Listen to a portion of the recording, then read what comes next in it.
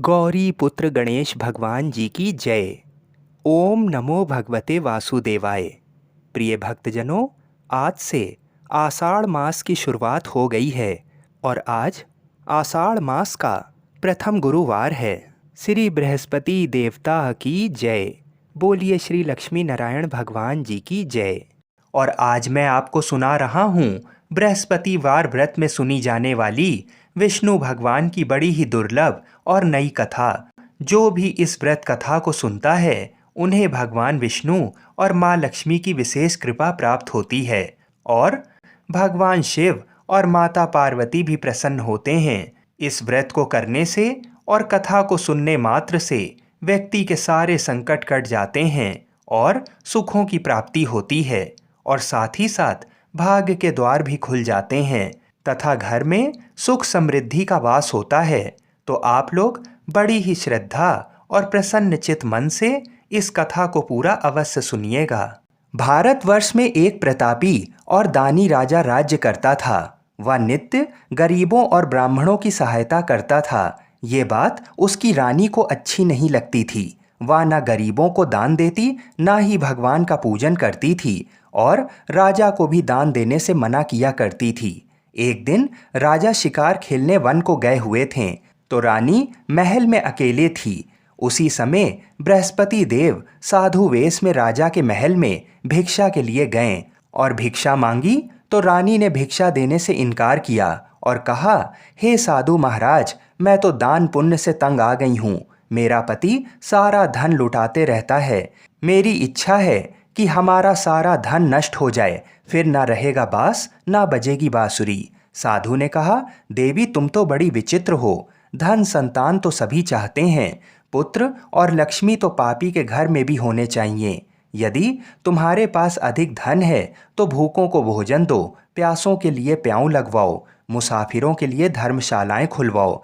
तो जो निर्धन अपनी कुंवारी कन्याओं का विवाह नहीं कर सकते हैं उनका विवाह करा दो। ऐसे और कई काम हैं जिनको करने से तुम्हारा यश लोक परलोक में फैलेगा।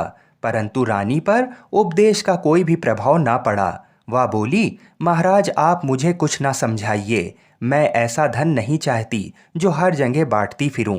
साधु ने उत्तर दिया, यदि तुम्हारी ऐसी इच्छा है तो तथास्तु। तुम ऐसा करना कि बृहस्पतिवार को घर लीप कर पीली मिट्टी से अपना सिर धोकर स्नान करना, भट्टी चढ़ाकर कपड़े धोना। ऐसा करने से आपका सारा धन नष्ट हो जाएगा। इतना कहकर वह साधु महाराज वहां से चल दिए। साधु के अनुसार कही बातों को पूरा करते हुए रानी को केवल 3 बृहस्पतिवार ही बीते थे कि समस्त धन संपत्ति नष्ट हो गई।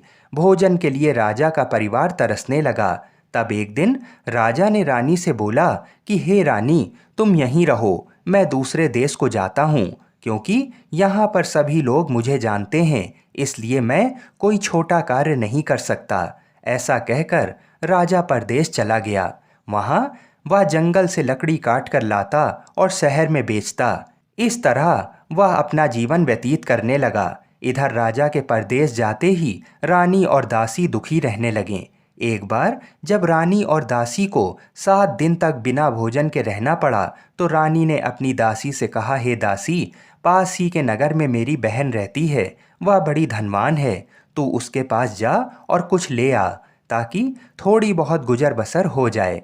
दासी रानी के बहन के पास गई। उस दिन गुरुवार था और रानी की बहन उस समय बृहस्पतिवार व्रत की कथा सुन रही थी। दासी ने रानी की बहन को अपनी रानी का संदेश दिया, लेकिन रानी की बड़ी बहन ने कोई उत्तर नहीं दिया।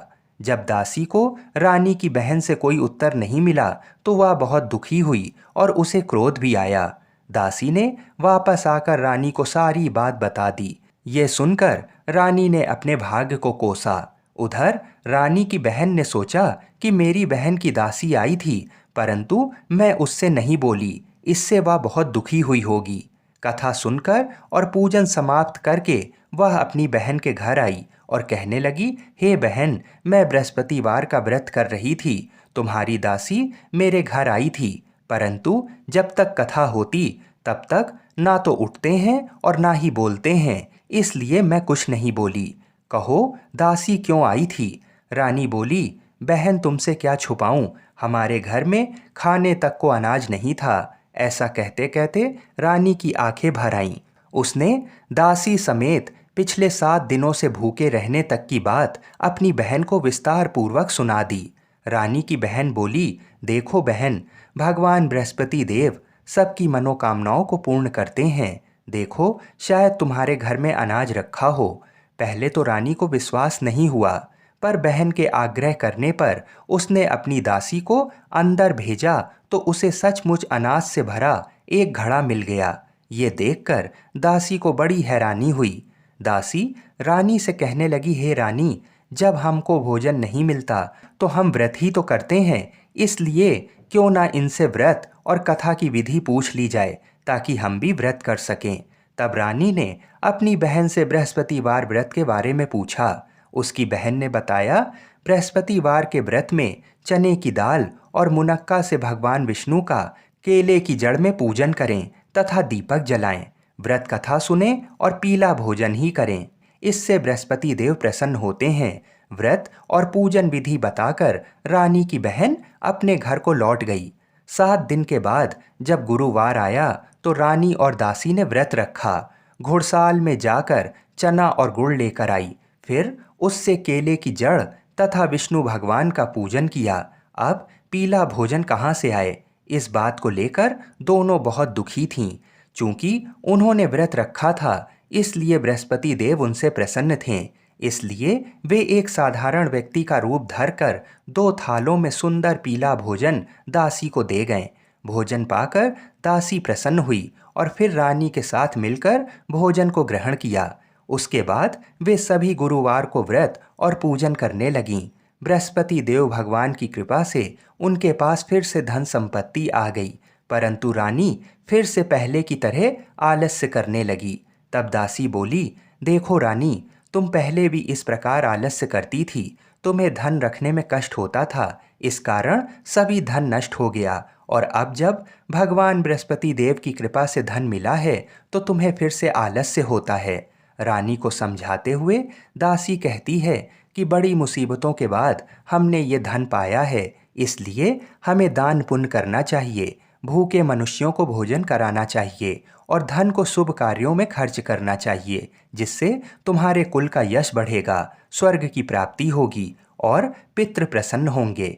दासी की बात मानकर रानी अपना धन शुभ कार्यों में खर्च करने लगी, जिससे पूरे नगर में उसका यश फैलने लगा। बृहस्पतिवार व्रत कथा के बाद श्रद्धा के साथ आरती की जानी चाहिए। इसके बाद प्रसाद बांटकर उसे ग्रहण करना चाहिए। एक दिन राजा दुखी होकर जंगल में एक पेड़ के नीचे आसन जमाकर बैठ गया। वह अपनी दशा को याद करके व्याकुल होने लगा।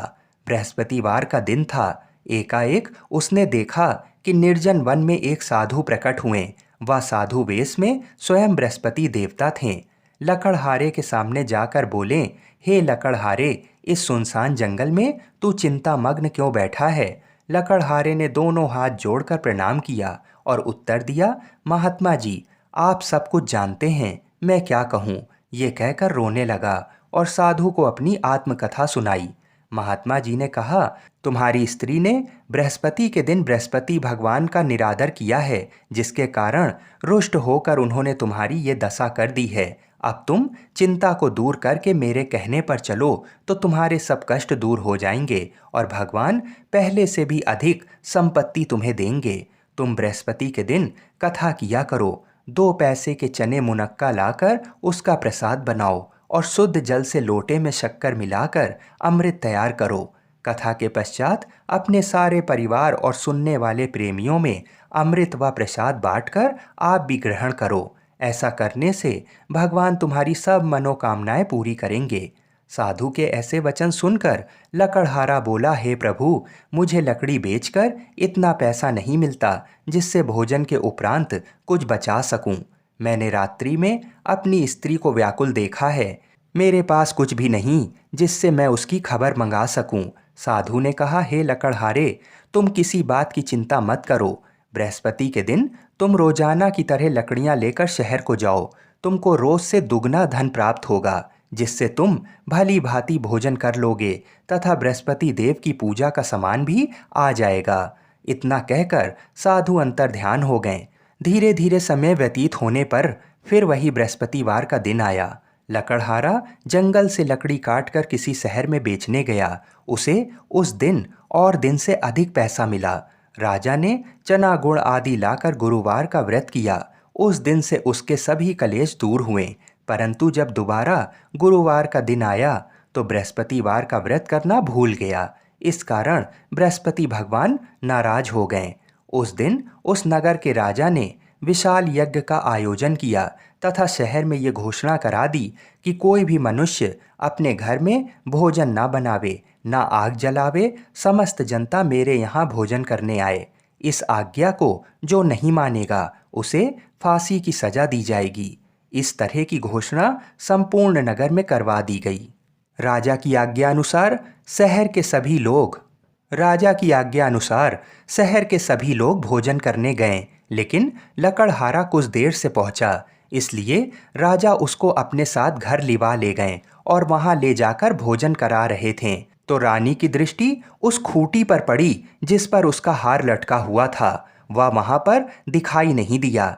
रानी ने निश्चय किया कि मेरा हार इस मनुष्य ने चुरा लिया है। उसी समय सिपाहियों को बुलाकर उसको कारागार में डलवा दिया।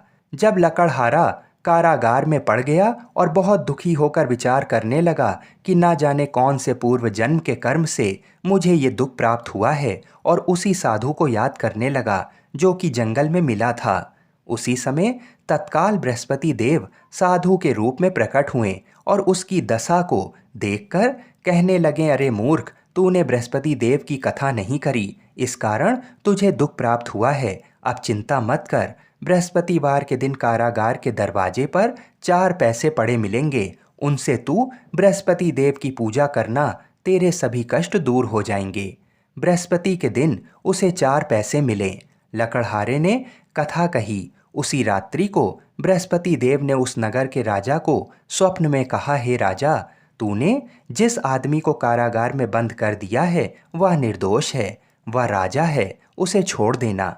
रानी का हार उस खूंटी पर लटका है। अगर तू ऐसा नहीं करेगा तो मैं तेरे राज्य को नष्ट कर दूंगा।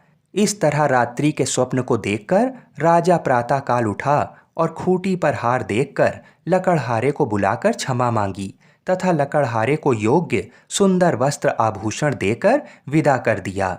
बृहस्पति देव की आज्ञा अनुसार लकड़हारा अपने नगर को चल दिया। राजा जब अपने नगर के निकट पहुंचा तो उसे बड़ा आश्चर्य हुआ। नगर में पहले से अधिक बाग, तालाब, कुएं तथा बहुत सी धर्मशाला, मंदिर आदि बन गए थे। राजा ने पूछा कि ये किसका बाग है और धर्मशाला किसकी है। तब नगर के सब लोग कहने लगे, ये सब रानी और बांदी के हैं। तो राजा को आश्चर्य हुआ और गुस्सा भी आया। जब रानी ने ये खबर सुनी कि राजा आ रहे हैं तो उन्होंने दासी से कहा, हे दासी, देख राजा हमको कितनी बुरी हालत में छोड़ गए थे। हमारी ऐसी हालत देखकर वह लौट ना जाएं, इसलिए तू दरवाजे पर खड़ी हो जा।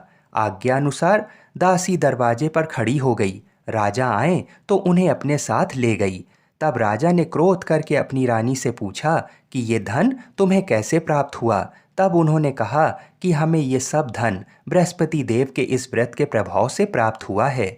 राजा ने निश्चय किया कि 7 रोज बाद तो सभी बृहस्पति देव का पूजन करते हैं, परंतु मैं प्रतिदिन दिन में 3 बार कहानी तथा रोज व्रत किया करूँगा। अब हर समय राजा के दुपट्टे में चने की दाल बंधी रहती तथा दिन में 3 बार कहानी कहता। एक रोज राजा ने विचार किया कि चलो अपनी बहन के यहाँ हो आएं। इस तरह निश्चय कर राजा घोड़े पर सवार हो अपनी बहन के यहाँ को चला गया। मार्ग में उसने देखा कि कुछ आदमी एक मुर्दे को लेकर जा रहे हैं। उन्हें रोककर राजा कहने लगे, अरे भाइयों, मेरी बृहस्पति देव की कथा सुन लो। वे बोले, लो, हमारा तो आदमी मर गया है, इसको अपनी कथा की पड़ी है। परंतु कुछ आदमी बोले, अच्छा कहो, हम तुम्हारी कथा भी सुनेंगे। राजा ने दाल निकाली और जब कथा आधी हुई थी कि मुर्दा हिलने लगा, और जब कथा समाप्त हो गई तो राम राम करके मनुष्य उठकर खड़ा हो गया। आगे मार्ग में उसे एक किसान खेत में हल चलाता मिला। राजा ने उसे देख और उससे बोला, अरे भैया, तुम मेरी बृहस्पतिवार की कथा सुन लो। किसान बोला, जब तक मैं तेरी कथा सुनूंगा तब तक 4 हरैया खेत जोत लूंगा। जा अपनी कथा किसी और को सुनाना। इस तरह राजा आगे चलने लगा। राजा के हटते ही बैल पछाड़ खाकर गिर गए तथा किसान के पेट में बड़ी जोर का दर्द होने लगा। उस समय उसकी माँ रोटी लेकर आई। उसने जब ये देखा तो अपने पुत्र से सब हाल पूछा और बेटे ने सभी हाल कह दिया। तो बुढ़िया दौड़ी दौड़ी उस घुड़सवार के पास गई और उससे बोली कि मैं तेरी कथा सुनूंगी, तू अपनी कथा मेरे खेत पर चलकर ही कहना। राजा ने बुढ़िया के खेत में जाकर कथा कही, जिसके सुनते ही वह बैल उठ खड़े हुए तथा किसान के पेट का दर्द भी बंद हो गया। राजा अपनी बहन के घर पहुंच गया। बहन ने भाई की खूब मेहमानी की। दूसरे रोज प्रातःकाल राजा जागा तो वह देखने लगा कि सब लोग भोजन कर रहे हैं। राजा ने अपनी बहन से कहा, ऐसा कोई मनुष्य है जिसने भोजन नहीं किया हो? मेरी बृहस्पतिवार की कथा सुन ले। बहन बोली, हे भैया, ये देश ऐसा ही है कि पहले यहाँ लोग भोजन करते हैं, बाद में अन्य काम करते हैं। अगर कोई पड़ोस में हो तो देख आओ। वह ऐसा कहकर देखने चली गई, परंतु उसे कोई ऐसा व्यक्ति नहीं मिला जिसने भोजन ना किया हो। अतः वह एक कुम्हार के घर गई जिसका लड़का बीमार था। उसे मालूम हुआ कि उनके यहाँ 3 रोज से किसी ने भोजन नहीं किया है। रानी ने अपने भाई की कथा सुनने के लिए कुम्हार से कहा और वह तैयार हो गया। राजा ने जाकर बृहस्पतिवार की कथा कही, जिसको सुनकर उसका लड़का ठीक हो गया। अब तो राजा की प्रशंसा होने लगी। एक रोज राजा ने अपनी बहन से कहा कि हे बहन, हम अपने घर को जाएंगे, तुम भी तैयार हो जाओ। राजा की बहन ने अपनी सास से कहा। सास ने कहा, हाँ चली जाओ, परंतु अपने लड़के को मत ले जाना, क्योंकि तेरे भाई की कोई औलाद नहीं है। बहन ने अपने भैया से कहा, हे भैया, मैं तो चलूंगी, पर कोई बालक नहीं आएगा। राजा बोला, जब कोई बालक नहीं चलेगा तब तुम ही क्या करोगी? बड़े दुखी मन से राजा अपने नगर को लौट आया। राजा ने अपनी रानी से कहा, हम निर्वंशी हैं, हमारा मुंह देखने का धर्म नहीं है और कुछ भोजन आदि नहीं किया। रानी बोली, हे प्रभु, बृहस्पति देव ने हमें सब कुछ दिया है, वह हमें औलाद अवश्य देंगे। उसी रात को बृहस्पति देव ने राजा से स्वप्न में कहा, हे राजा उठ, सभी सोच त्याग दे, तेरी रानी गर्भ से है।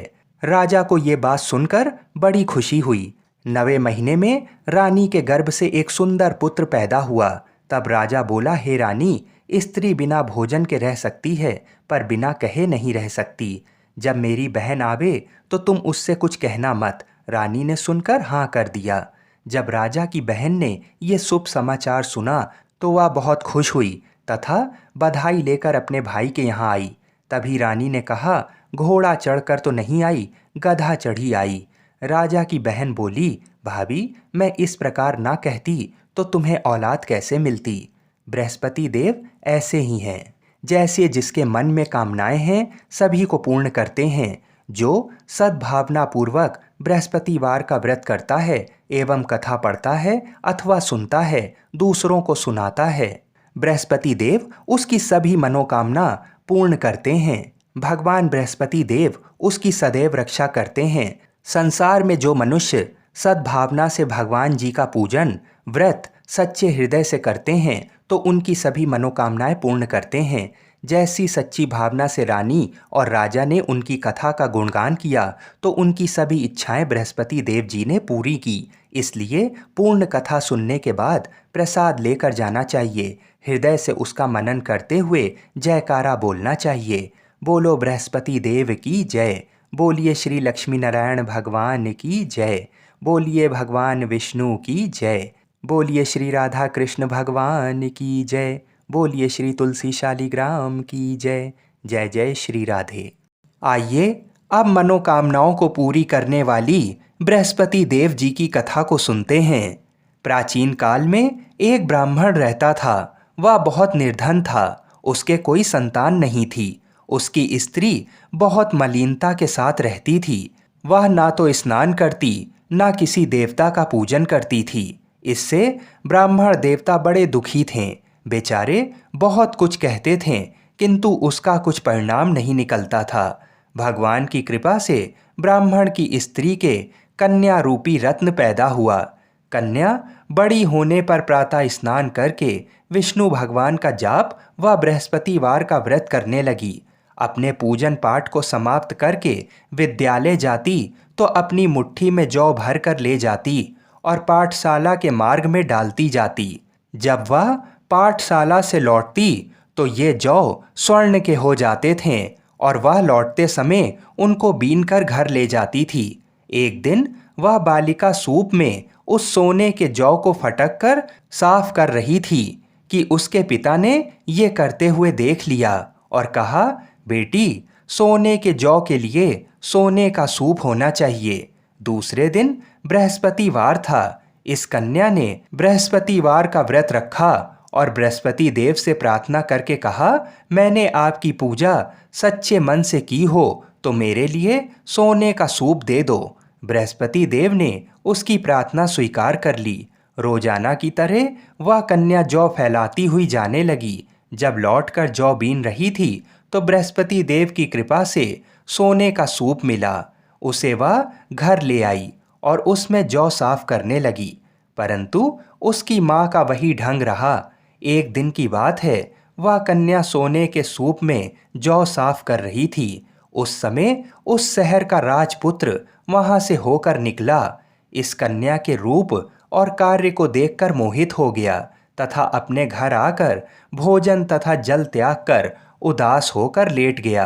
राजा को इस बात का पता लगा तो अपने प्रधानमंत्री के साथ उसके पास गए और बोले, हे बेटा, तुम्हें किस बात का कष्ट है? किसी ने अपमान किया है अथवा और कारण हो सो कहो, मैं वही कार्य करूँगा जिससे तुम्हें प्रसन्नता हो। अपने पिता की राजकुमार ने बातें सुनी तो वह बोला, मुझे आपकी कृपा से किसी बात का दुख और कष्ट नहीं है। किसी ने मेरा अपमान नहीं किया है, परंतु मैं उस लड़की से विवाह करना चाहता हूँ जो सोने के सूप में जौ साफ कर रही थी। ये सुनकर राजा आश्चर्य में पड़ गए और बोले, बेटा, इस तरह की कन्या का पता तुम ही लगाओ, मैं उसके साथ तुम्हारा विवाह अवश्य ही करवा दूंगा। राजकुमार ने उस लड़की के घर का पता बतलाया। तब मंत्री उस लड़की के घर गए और ब्राह्मण देवता को सभी हाल बताया। ब्राह्मण देवता राजकुमार के साथ अपनी कन्या का विवाह करने के लिए तैयार हो गए तथा विधि विधान के अनुसार ब्राह्मण की कन्या का विवाह राजकुमार के साथ हो गया।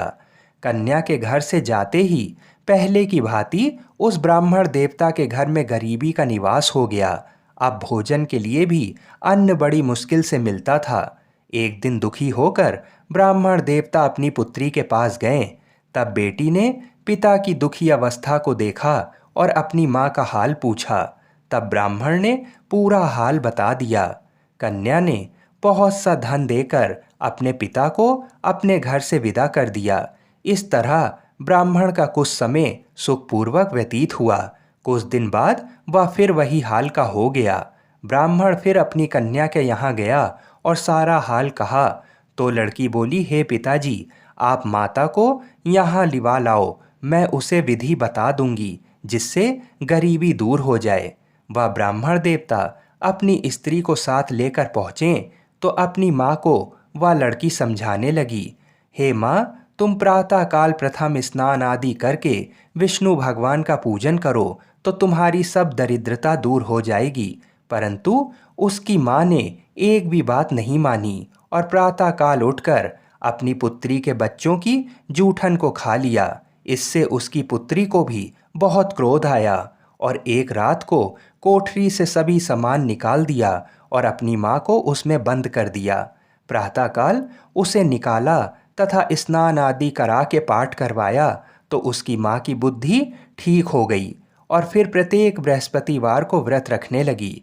इस व्रत के प्रभाव से उसके माँ बाप बहुत ही धनवान और पुत्रवान हो गए और बृहस्पति जी के प्रभाव से इस लोक के सुख भोग कर स्वर्ग को प्राप्त हुए। आप सभी लोग बड़ी ही श्रद्धा और प्रेम से बोलिए, विष्णु भगवान की जय। हम ऐसी मंगल कामना करते हैं कि भगवान श्री लक्ष्मी नारायण जी और बृहस्पति देव जी तथा भगवान शिव और माता पार्वती हम सभी की मनोकामनाओं को अवश्य ही पूर्ण करें।